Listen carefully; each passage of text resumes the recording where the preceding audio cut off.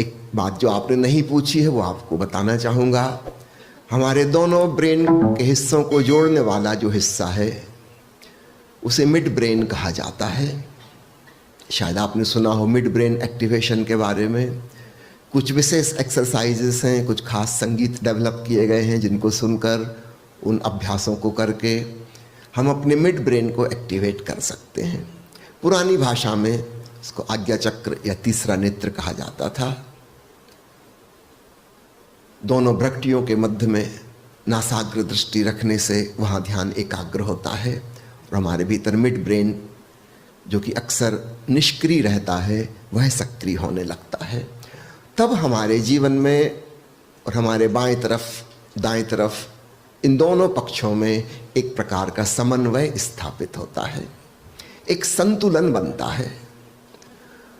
जो व्यक्ति केवल लेफ्ट साइड से जी रहे हैं वो एक एक्सट्रीम पर हैं, जो केवल राइट साइड पे जी रहे हैं वो भी एक एक्सट्रीम पर हैं। जो व्यक्ति मिड ब्रेन एक्टिवेशन के प्रयोग करेगा उसके जीवन में एक संतुलन आएगा, परफेक्टली बैलेंस। उसके पुरुषी गुण और स्त्रीण गुण दोनों में आपस में एक सामंजस्य हो जाएगा। हम कह सकते हैं ऐसे व्यक्ति के जीवन की पूरी तरह खिलावट हुई। तो परम लक्ष्य यह पाने योग्य है। हाँ, मिड ब्रेन एक्टिवेशन के जो प्रयोग हैं 15 साल से कम उम्र में काफ़ी सफलतापूर्ण हो जाते हैं। 8 साल से लेकर 15 साल तक की उम्र के बच्चों पर 6 दिन के प्रयोग से आश्चर्यजनक परिणाम हासिल होते हैं। अविश्वसनीय अतीन्द्रिय क्षमता डेवलप हो जाती है। आंख बंद किए वो बच्चा देख सकता है। हैरानी की बात होती, बिना आंख के कैसे देख सकता है। लेकिन 6 दिन के प्रयोग के पश्चात अगर 100 बच्चे प्रयोग कर रहे हैं, 100 में से 90 में ये क्षमता आ जाती है कि वो अंगुली से छू कर पढ़ सकते हैं कि क्या लिखा है।